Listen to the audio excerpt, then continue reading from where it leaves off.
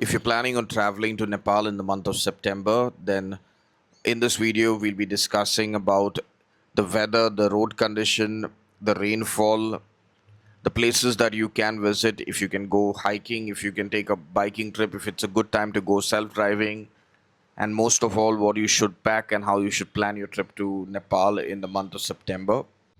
The month of September is considered to be a shoulder season when you're traveling around Nepal. So it's a mixed bag of everything in terms of the weather, the road condition, the I would say the mountain views. Everything is going to be like it'll be visible in the daytime. It can be gone when the weather starts to change. So you have to be prepared for uncertainty when you're traveling there. Now, when it comes to the weather, you can expect it to be raining a lot till maybe the 20th of September. It's after that that the weather starts clearing. But I wouldn't say that the weather would clear out, that you'll get to see snow capped mountains. It is still going to be overcast and gloomy for most of the month. Now, the temperature in places like Kathmandu and Pokhara in the daytime will be warm. The temperature will go up to as high as 31, 32 with a lot of humidity. The nights might be a little bit pleasant, anywhere between 18 to 22, 23 degrees. So come prepared with a light jacket. Now, Nepal in the month of September is not a good time to be visiting for those who want to get the picture perfect Nepal that you've seen on Instagram reels or on YouTube videos. For that, you should visit in the second half of October onwards till maybe March, April. But the month of September is more inclined for people who are interested in just coming to Nepal because they either want to tick it off their bucket list, or maybe it's their second visit to the country and they want to experience the monsoon with a bit of pleasant weather and sunshine, because that's what the month of September has to offer in Nepal. Now, when you're starting your journey around Nepal, you need to understand that getting into Nepal, the best way is for you to take a flight to Kathmandu. But if you want to cross borders, then you can enter in via India. There are plenty of entry points via India. So it depends entirely on how you want to begin your journey. Now, coming to the road condition, the roads, I would say 95% of the roads along the tourist circuit, and that's Lumbini, Pokhara, Kathmandu, and Chitwan National Park, are very well made. And these roads will not really have any landslide issues in the month of September, because they are so well made that even if landslides happen, they'll get clear in maybe an hour max. That's the kind of improvement Nepal has made in terms of the road infrastructure. So you can safely travel from one place to another. The best thing about traveling in Nepal is that it is completely tourist oriented.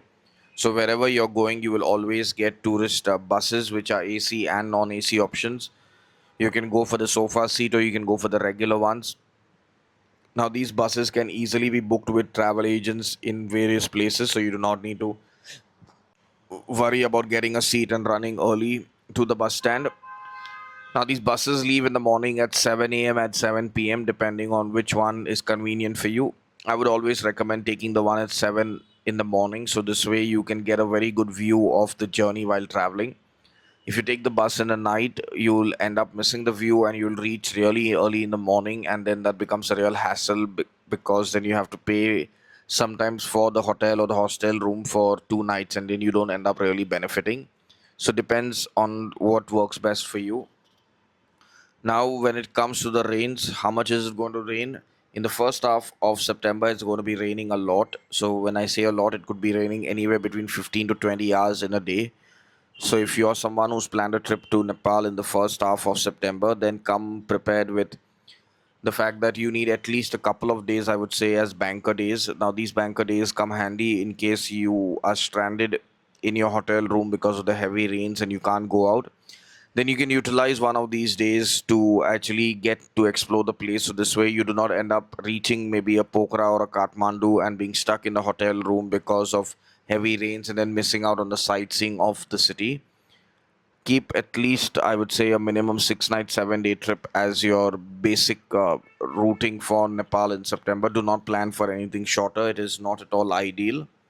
The best places to visit in the month of September, I would say, is Mustang and Jomsom.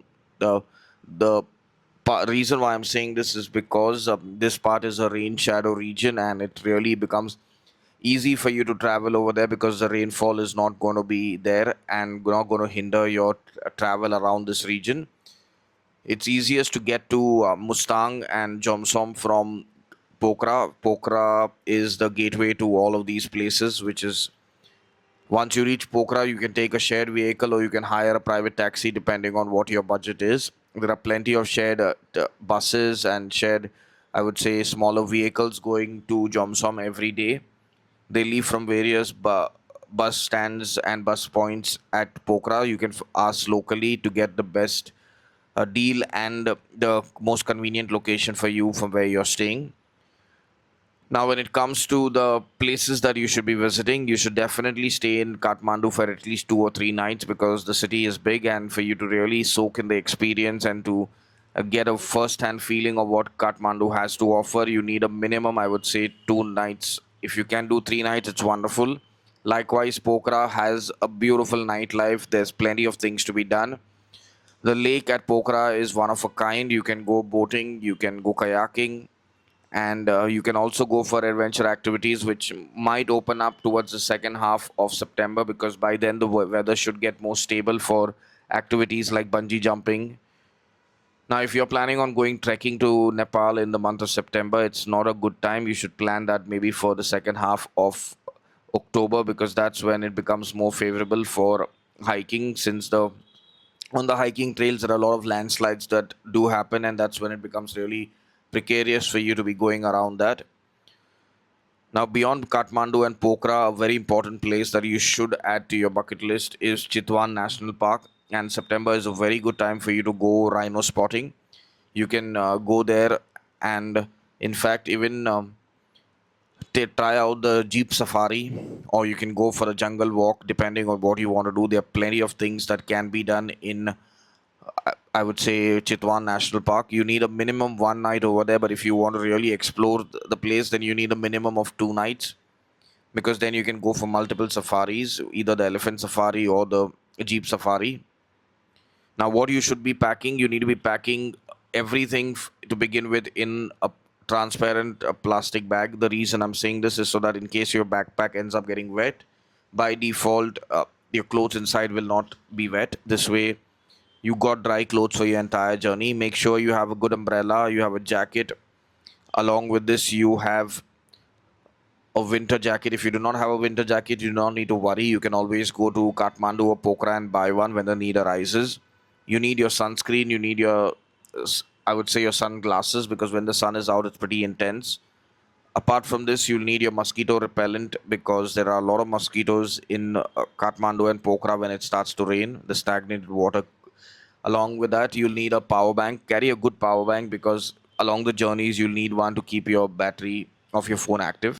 Your hiking shoes are very important. Even if you're not planning on going hiking, have shoes which are waterproof and have a good grip because there's going to be a lot of water in and around Kathmandu and Pokhara when it's raining, and it tends to get flooded in places like Pokhara. So have a good pair of shoes, have shoe, or even carry a good pair of Crocs because when it's raining, you can roam around in Crocs around the cities. Now, when it comes to the budgeting, it depends entirely on how you want to travel around. If you want a private vehicle, it's going to cost you more. But a private vehicle makes more sense when you have a group of people because then the cost really becomes affordable. Along with this, the accommodation has in Nepal, you'll find accommodation for everybody's budget. You'll get basic rooms, hostels, you'll get uh, premium rooms, and you'll even get resorts. So it entirely depends on how much you are ready to shell out. A basic hostel will cost you around 500 to 600 rupees for an AC hostel bed in Kathmandu and Pokhara per night. If you want a room to yourself, a non-AC room but an attached bathroom in Pokhara and Kathmandu should cost you around maybe 800,000 Nepali, and this cost entirely depends on the number of days you're staying. If you're staying for more days, you'll get a better deal. If you're staying for one night, they might charge you around 1200 to 1500 Nepali, and then going upwards you can get a decent family room for around I would say 3,500 to 4,000 Nepali also, depending on the location where you're staying. Now remember, when you're staying in Nepal, the location really matters because there are hotels everywhere, but if you're staying in the wrong location, then you'll spend more time traveling from that location to to the places that you want to visit. So make sure that you append your locations properly as per the things that you want to do. And Nepal has a very, very good nightlife, be it Lumbini, be it Chitwan, be it Pokhara, you name it. Every place has a thriving nightlife that is worth visiting. So make sure that you're staying close to these places. And by nightlife, I do not mean there'll be parties happening. Some places like Kathmandu and Pokhara will definitely have them, but in places like Lumbini and Chitwan, you will get more of a laid back vibe, which will have barbecues and all of that. So if you want to explore the nightlife of these places, then stay close to the main city center because that's where everything is happening. What is the kind of budget that you need? I would say that for a budget traveler who's ready to stay in hostels and take public transportation, you can get around Nepal in a budget of, I would say, 2.5 to 3,000 Nepali per day, and this would include your food, your sightseeing, and your transportation. If you want to hire a vehicle and do it, then it will cost you maybe around, I would say, 8 to 10,000 Nepali per day because vehicles in Nepal are really, really expensive. Along with this, food is not at all a concern in Nepal. You'll find food of all cultures and all cuisines. You can try out the Nepali cuisine, you can try the Western food, the Indian food, the Chinese, you name it. Every place you go to will have all kinds of food, so food is not an issue. Along with this, alcohol is easily available at every nook and corner in Nepal. No matter where you go, you'll get every general store or even a normal shop is selling beer and hard alcohol, so you can buy it from there or you can go to a superstore. It's just important to understand and remember that when you go to regular stores in Nepal, they will generally charge you more than the MRP, which is a common trait and a trend in Nepal. So it is advisable for you to go to a supermarket and stock up over there where you're charged rather at MRP rather than paying more than that. Apart from this, Nepal has in the month of September has a very good vibe because the crowd is very less. You won't get a lot of crowd that what you would see in the months of November and December and October. In the month of September, it's going to be barely anybody, so you can make the most of it in terms of not having a touristic feel of the place because when you go there when it's dry season, it's like flooded with tourists and that can get annoying to an extent because it's just like everybody is going to the same circuit everywhere and that can get really painful. If you're planning on self-driving or riding a bike, I would say wait on till the month of October because it's not advisable to take your car or a bike over there. Even if you want to rent a bike in Nepal and ride around, it's this month of September is not at all perfect because when it starts raining, it gets really intense, and you wouldn't want to ride in that kind of weather. So it is better to go when the weather is clear. Nepal is not a country that I would suggest anybody to self-drive in the month of September because the road can be a bit tricky if you're planning on going off-roading. So for that to get a complete experience, it is always better to go during the dry season. And most of all, remember that there is a per day cost for driving your own car in Nepal, which you have to do at the border post. You'll need an agent to get it done, otherwise you're going to end up wasting a lot of time. And Indian currency is easily acceptable in Nepal, so you do not need to worry about that. Even your Indian debit cards and credit cards are now accepted over there, so it's become very easy for Indians to travel over there without getting stranded. When it comes to network, I would personally suggest take Ncell because that's the best network that is there in Nepal for the tourist circuit. If you have a budget of maybe around 350 Indian, that's the cost to get a good unlimited data SIM card for 1 week to move around Nepal. If you need more days, you can then recharge and reactivate it. But I think if you are planning on just doing the regular circuit that I mentioned, the places, then Ncell works very, very well. Do not go for Nepal Telecom because that works better in rural parts. At the end of the day, it is better to take a SIM in Nepal than taking international roaming because then you end up spending way more when you choose to go with international roaming.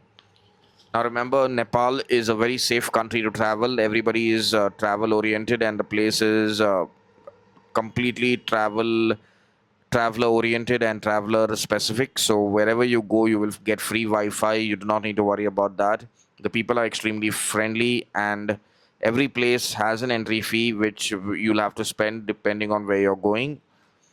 Other than this, the only other downside of traveling to Nepal is the weather in the month of September. Apart from that, Nepal is a great option in the month of September.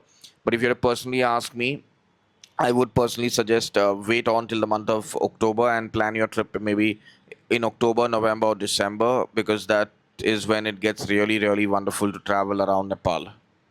Now, till our next video about Nepal, remember, cover the earth before it covers you. And if you are someone who's planning a trip to Nepal, you can click on the link in the description, go to our website and book. If you have any queries about Nepal, please leave a comment below this video and we will be more than happy to reply. Please do not get in touch with our sales team for your personal queries. For that, you'll have to book a consultation, which is a paid service.